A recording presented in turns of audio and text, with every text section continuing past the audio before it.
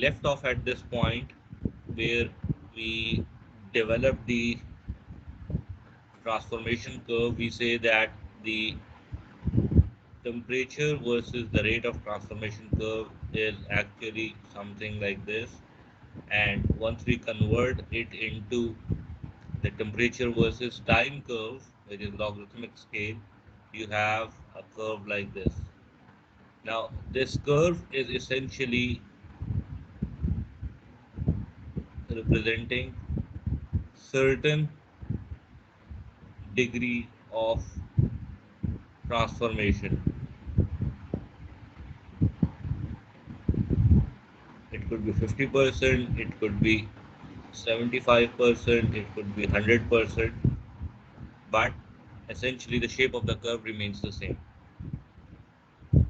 Before we look on further into it, let's try to understand how do we measure the amount of transformation that has taken place with regards to time. How do you study the kinetics of a process?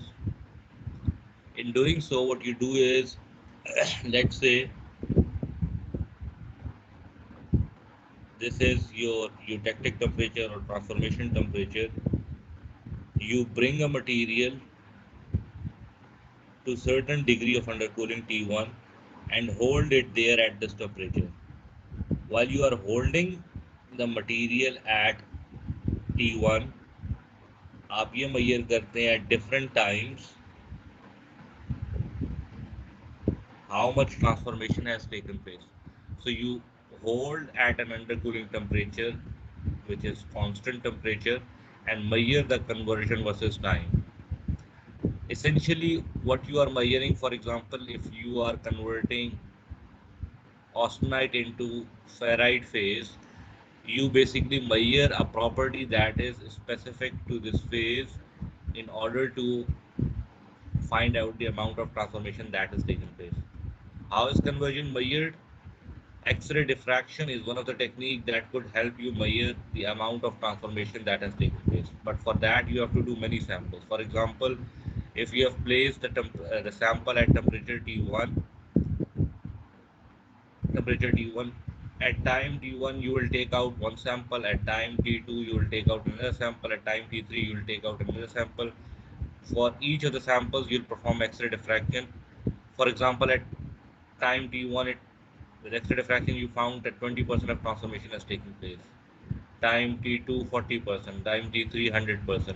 So you basically develop the time for the transformation of 20, 40, and 100%, and then uh, you perform this in order to develop the curve.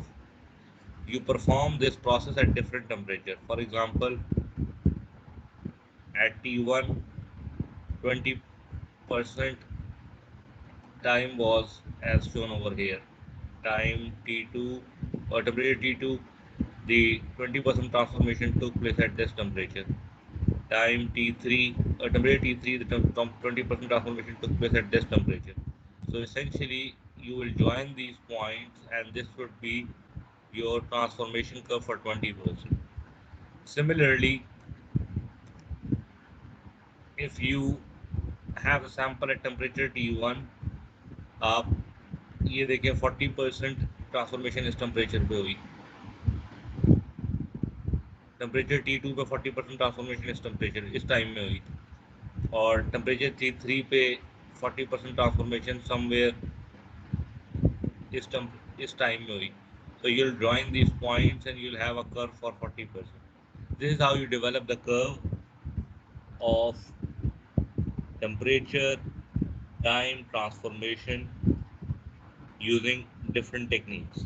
You can use X-ray diffraction. For that you'll have to use many samples. Her time के लिए आपको एक sample extract करना होगा और उसमें transformation find out करनी होगी.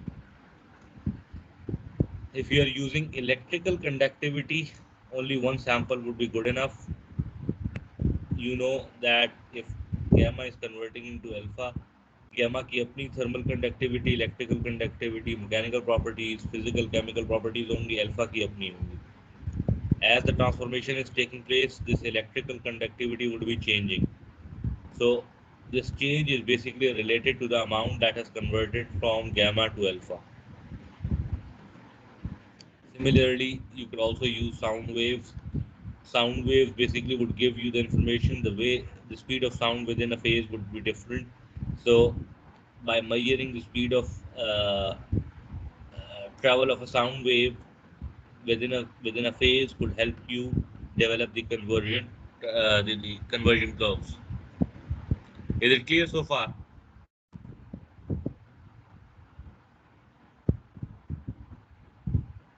Yes, sir. Yes. Now the rate of phase transformation. Phase transformation rate is basically expressed by Avrami rate equation. और ये है equation क्या कि it is telling you the fraction transformed, the amount of material that has transformed against the log of time. Initially from 0 to this time, your nucleation is taking place. So that's why the percentage transformed is 0, or the fraction of transformed material is 0. And then it goes to 0.5, which is 50%, and ultimately to 1%. So at 0 you have 0% transformation that has taken place. At the fraction value of 1 you have complete transformation that has taken place. So in the Avrami rate equation, the fraction transformed y is related to time, which is uh, dependent upon two constant k and k and n are the specific fits for specific materials. The different materials would have different k and n values. Now, initially, as your time is increasing, just after the nucleation rate, your rate of transformation increases as the surface area is increasing and the nuclei are growing. This rate of transformation reaches to a maximum value when 50% of transformation has taken place, and the time corresponding to 50% is basically represented by T having a subscript of 0.5. So maximum rate is reached at T 0.5. Now the amount which is unconverted, or the remaining amount of unconverted phase, is lesser, so the rate of transformation gradually slows down until it reaches to 100% of the transformation. That means complete transformation has taken place at this point. All of the material has transformed at this point. Now, the important thing is, if you could answer, is the rate of transformation constant throughout the process or not?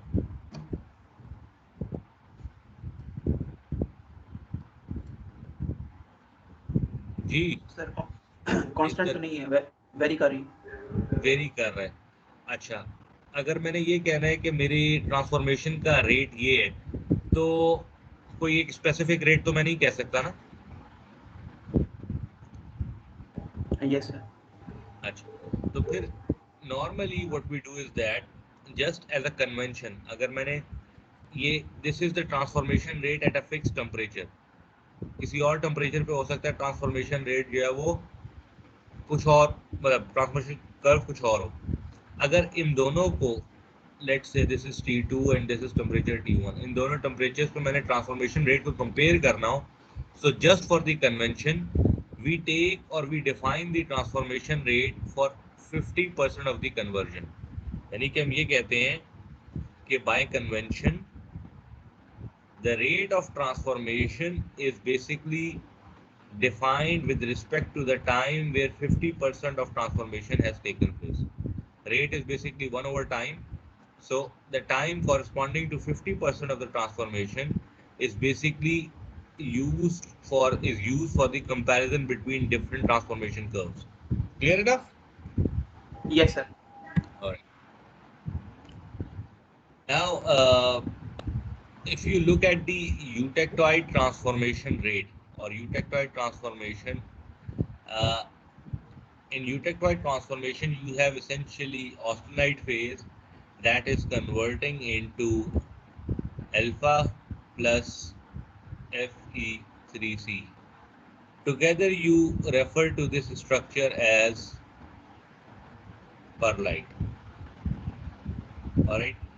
So if a eutectoid transformation is taken place, essentially uh, your austenite would start converting into cementite and ferrite, or together into perlite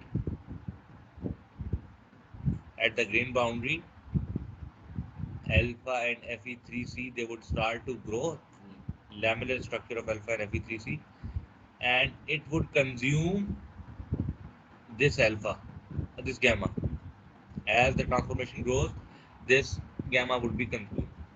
अच्छा, मुझे ये बताएं कि alpha and Fe3C carbon amount किस में ज़्यादा होती है?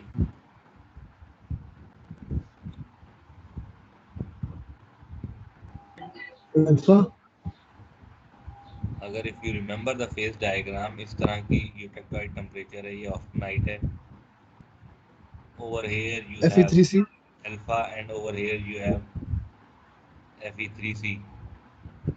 तो यूटेक्टोइड के ऊपर this is percentage carbon. Eutectoid के ऊपर अल्फा की परसेंटेज कार्बन की ज़्यादा होती है या Fe3C की ज़्यादा होती Fe3C। है? Fe3C की ज़्यादा होती है. So yes sir. Alright, gamma के अंदर 0.76 वेट% कार्बन है. Fe3C के अंदर रफली 6.2 या something close to that percentage of carbon है. तो गैमा के अंदर से कार्बन ने एसेंशियली डिफ्यूज होना है Fe3C में, और अल्फा में अमाउंट ऑफ कार्बन कम है. तो there would be a diffusion of carbon, preferential diffusion of carbon towards the Fe3C. Carbon जो है वो Fe3C की तरफ जाएगा. So diffusion is involve in the process. अच्छा, एक और चीज़ यहाँ पे initially, if I show you the image before this image, you essentially had one gamma and two gamma grains. थोड़ी देर बाद जो है ये gamma grain जो है इसमें perlite बनना शुरू हुआ, and after some time you will have all this grain being converted into perlite. तो essentially हुआ क्या कि the gamma grain converted into perlite. This process is also known as recrystallization. एक क्रिस्टल का दोबारा बनना. तो the initial crystal was gamma, it converted into perlite, so the process is known as recrystallization. And it says the recrystallization rate increases with delta T. यानी कि अगर this is my eutectoid temperature, this is T1, T2 and T3. इनमें से delta T किसका सबसे ज़्यादा है? Sir T3 का. T3 का. तो let's say this is 800 degree centigrade. T1 let's say is 675, T2 is let's say 650 and T3 is 600. So 600 would have the largest delta T. और इसमें अगर मैं देखूं तो न्यूक्लिएशन बहुत जल्दी हुई है और ट्रांसफॉर्मेशन हो गई. सिमिलरली 650 में जिसका मीडियम मेडियोकर डेल्टा टी था, उसमें न्यूक्लिएशन भी देर से हुई, ट्रांसफॉर्मेशन भी सब्सिक्वेंटली देर से हुई. सिमिलरली जो डेल्टा टी जिसमें सबसे कम था, उसमें सबसे ज़्यादा टाइम न्यूक्लिएशन को लगा and transformation then completed, then started essentially. This we have already looked into. Coarse perlite is formed at higher temperature. Why is coarse perlite formed at higher temperature? Essentially होता क्या है? If this is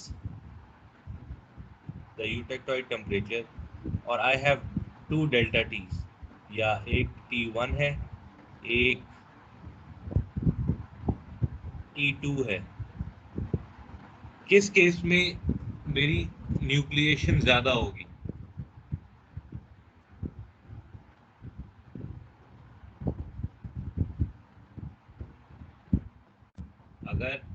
I have two undercoolings T1 and T2. Nuclei किस case में ज्यादा होंगे या कम होंगे?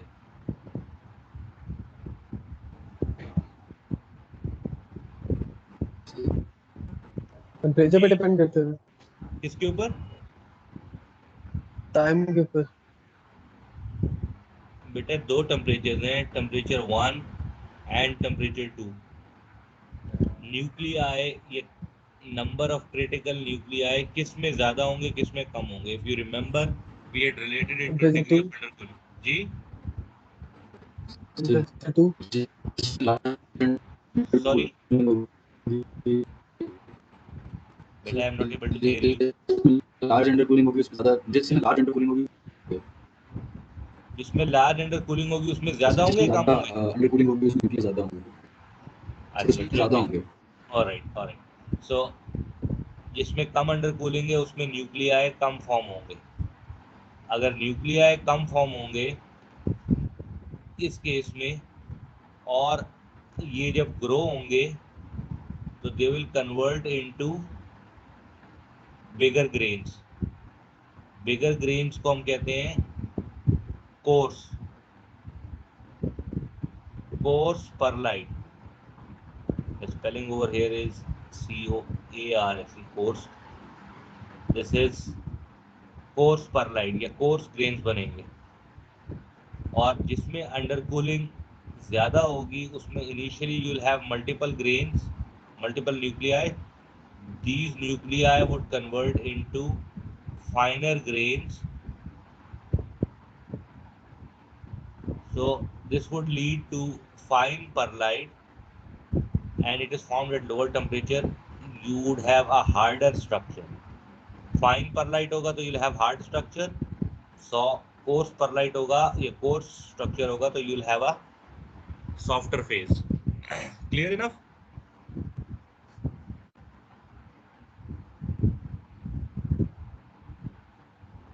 Is it clear? Yes, sir. Yes sir. Alright, now nucleation and growth, the reaction rate या transformation rate is a result of the process of nucleation and growth of crystals both. अच्छा, we have seen that nucleation rate increases with delta T. जितना delta T ज़्यादा होगा उतनी आपकी nucleation में जो time लगेगा वो कम होगा। And growth rate increases with T. जितना टेम्परेचर ज़्यादा होगा, यानी कि again if this is eutectoid temperature, ये आपका T1 है और delta T1, this is your T2 and similarly delta T2। जितना डेल्टा T1 कम होगा उतना आपका न्यूक्लिएशन का टाइम जो है वो ज़्यादा होगा, या उतने आपके न्यूक्लियाई बड़े बनेंगे और कम होंगे। जितना आपका टेम्परेचर डेल्टा T2 ज़्यादा होगा उतने आपके न्यूक्लियाई जो हैं वो ज़्यादा होंगे। लेकिन ग्रोथ का ताल्लुक किस चीज़ से? ग्रोथ का ताल्लुक T1 से है। जितना टेम्परेचर ज़्यादा होगा उतनी आपकी ग्रोथ तेज़ी से होगी। तो ये जो कम बने होंगे ये ग्रो करके तेज़ी से कंप्लीट हो जाएंगे, और ये जो ज़्यादा न्यूक्लियाई बने होंगे ये आराम आराम से ग्रो करेंगी। एग्जाम्पल्स ये कि जस्ट बिलो द यूटेक्टॉइड आपका न्यूक्लिएशन रेट लो होगा, ग्रोथ रेट हाई होगा। जस्ट बिलो द यूटेक्टॉइड, अगर ये यूटेक्टॉइड है, जस्ट बिलो इट जो टेम्परेचर है आपके पास, उस टेम्परेचर पे आपके पास न्यूक्लियाई कम बनेंगे लेकिन इनका ग्रोथ रेट बहुत ज़्यादा होगा क्योंकि टेम्परेचर ज़्यादा है। Somewhere in the middle, moderately below the eutectoid, आप अगर यहाँ पे कहीं पे हैं टी मॉडरेट पे, तो you'll have more number of nuclei, nucleation rate ज़्यादा होगा और ग्रोथ रेट भी दरमियाना होगा। So you'll have a relatively structure, a structure that is in between the coarse and fine structure। और जब आपका टेम्परेचर बहुत कम होगा यूटेक्टॉइड से, तो आपके पास relatively ज़्यादा नंबर ऑफ न्यूक्लियाई होंगे, nucleation rate would be very high and growth rate would be low, so ultimately you will have a very fine structure, ये बहुत ज़्यादा ग्रो नहीं कर पाएंगे और आपकी जो हार्डनेस है सॉफ्ट टू हार्ड ऐसे वेरी करेगी। इसमें किसी को कोई doubt? No sir. Alright. Now the important thing regarding the eutectoid transformation, eutectoid transformation अगर हम फेज डायग्राम में देखें तो 0.76 वेट परसेंट कार्बन, इसके ऊपर ऑस्टेनाइट कन्वर्ट होता है अल्फा में which is 0.022 wait percent carbon and Fe3C में which is 6.7 wait percent carbon. ये सिर्फ ट्रांसफॉर्मेशन डायरेक्ट यूटेक्टॉइड ट्रांसफॉर्मेशन जो है 0.76 वेट परसेंट होती है कि अगर यूटेक्टॉइड यहाँ पे ऑस्टेनाइट फेज है, इसको जब आप यूटेक्टॉइड से नीचे लेके आएंगे तो it would convert into alpha plus Fe3C which is pearlite. Under cooling कैसे करेंगे? अंडर कूलिंग ऐसे करेंगे, ट्रांसफॉर्मेशन टेम्परेचर डेल्टा टी आप क्रिएट करेंगे बिलो 7 to 7, इससे आपकी अंडर कूलिंग होगी। इस फेज डायग्राम में कहीं ये पता लग रहा है कि जैसे ही मैं 727 से नीचे आऊंगा ऑस्टेनाइट कब कन्वर्ट होगा परलाइट में? when would it start converting into perlite and when the transformation would finish? Phase diagram में ये चीज पता लग रही है?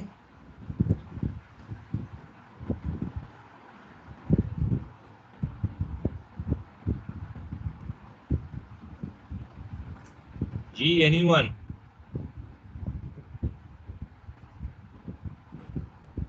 So below eutectoid line भी start होगा, जी sorry, below eutectoid line below transformation. Eutectoid तो होगी, लेकिन यूटेक्टॉइड से नीचे जब मैं आऊंगा उसकी कितनी देर बाद शुरू होगी और कब खत्म होगी, क्या ये पता लग रहा है मुझे इस फेज डायग्राम से? नहीं सर, नो सर। जी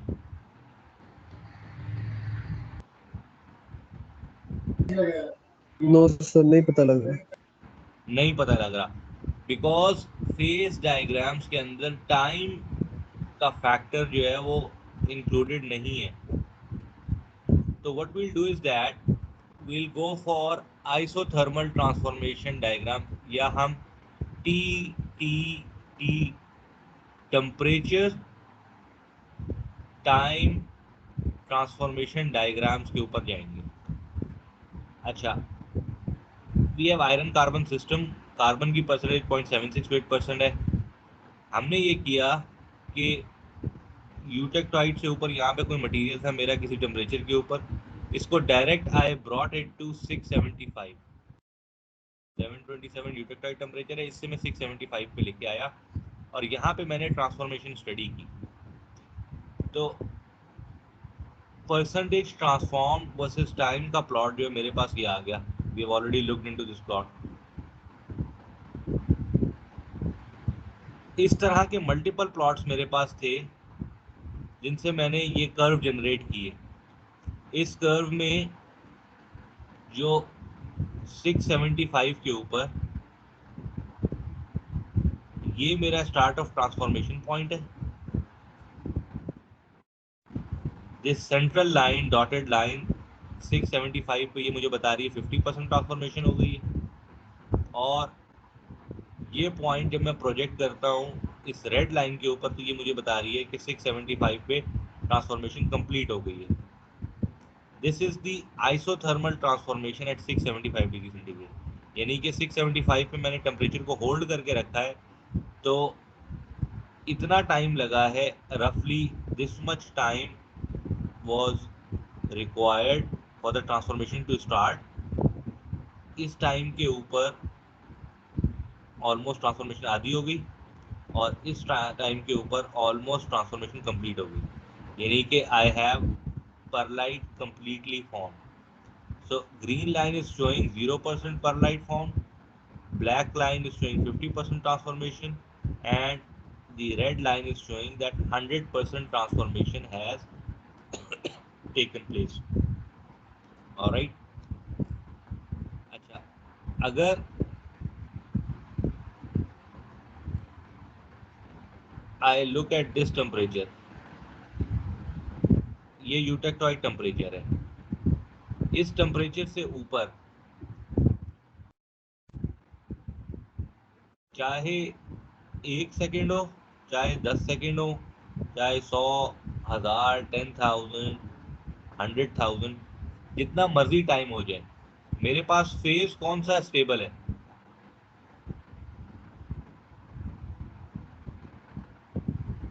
austenite. Austenite phase stable. Yes जैसे ही इस टेम्परेचर से नीचे आता हूं, डिपेंडिंग अपॉन अंडर कूलिंग के, let's say I come to 700 या let's say I come to 600, दो ऑप्शन है मेरे पास, किसी भी टेम्परेचर पे आता हूं, मेरे पास स्टेबल फेज कौन सा है?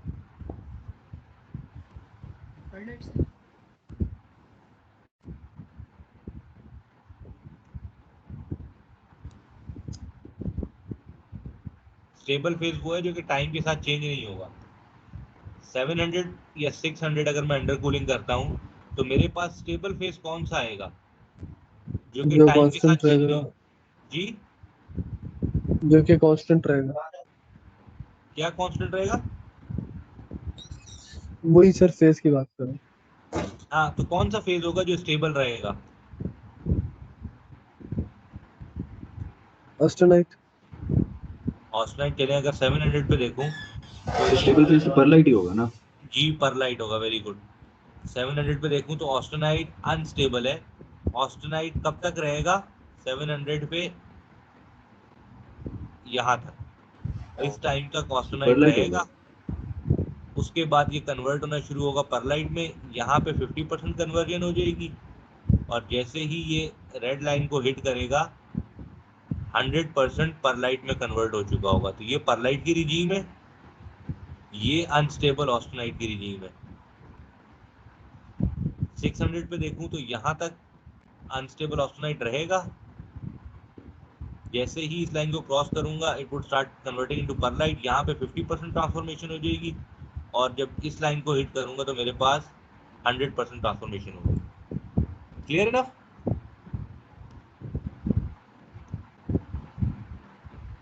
ये चीज क्लियर है?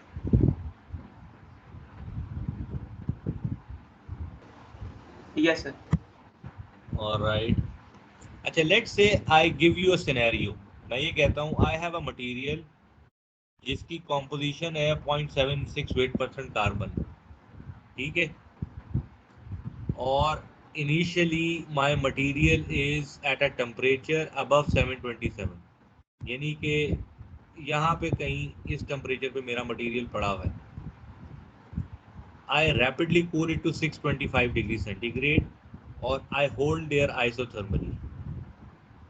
तो यहाँ पे कहीं टेम्परेचर था, रैपिडली इसको मैंने कूल किया 625 पे और इसको होल्ड कर लिया आइसोथर्मली।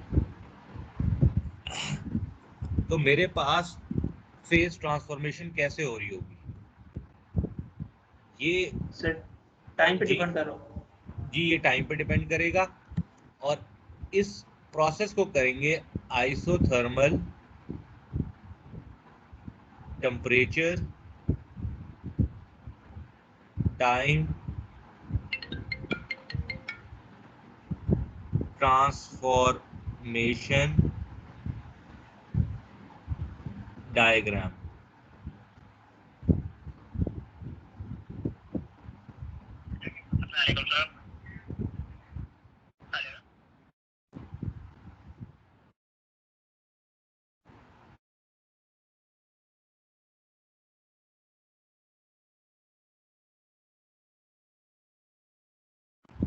जी सॉरी, अच्छा, so this is known as isothermal temperature time transformation diagram, or you can say isothermal TTT diagram.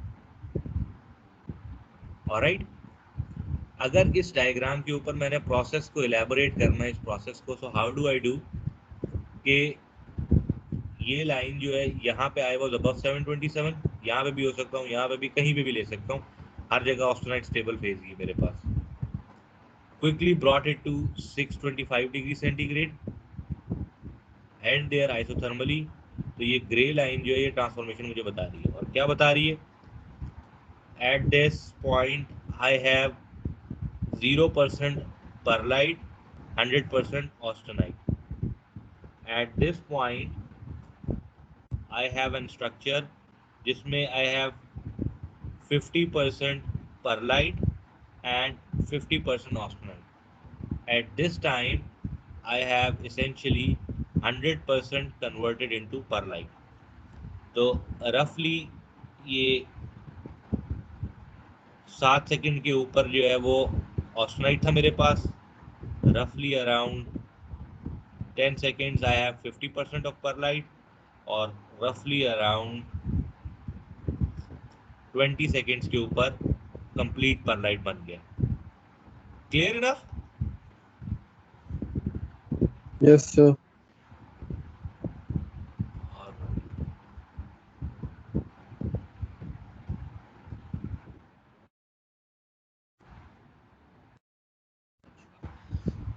Let's say कि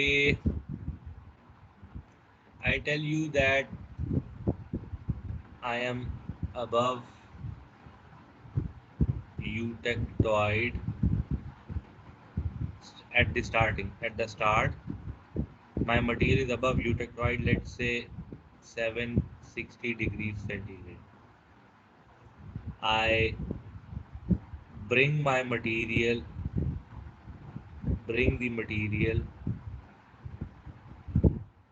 to, let's say, 530, or let's say 680 degrees centigrade rapidly, and I hold the material at 680 degrees centigrade isothermally.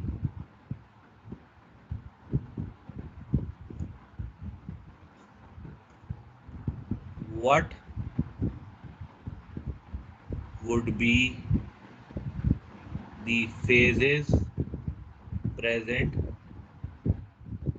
at this,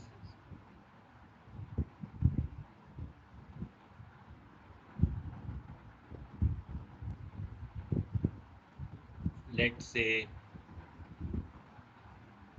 50, or let's say 60 seconds after the transformation has started?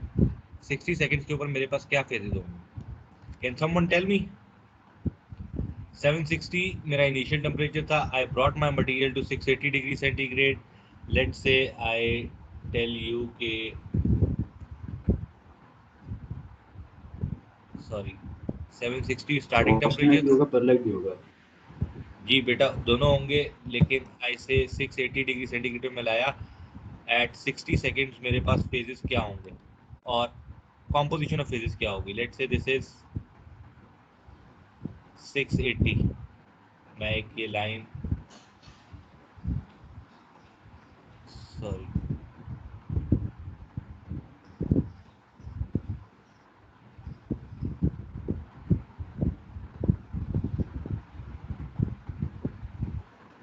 जी, ये let's say 680 है.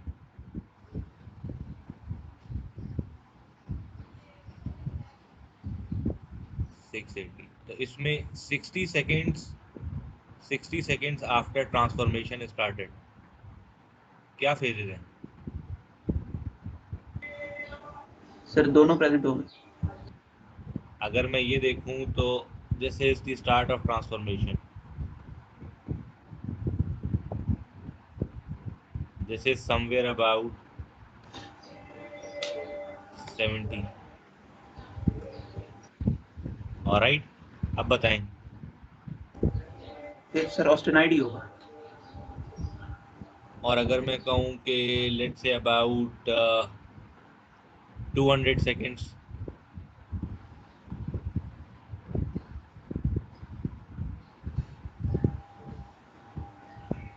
50% दोनों चीजें sir.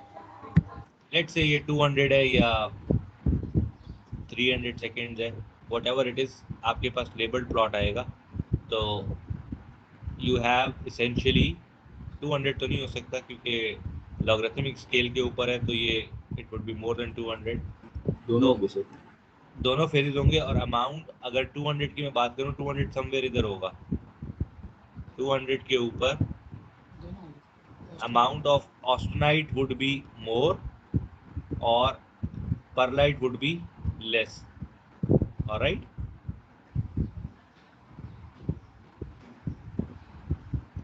clear है? Yes, sir. When I say composition of phases,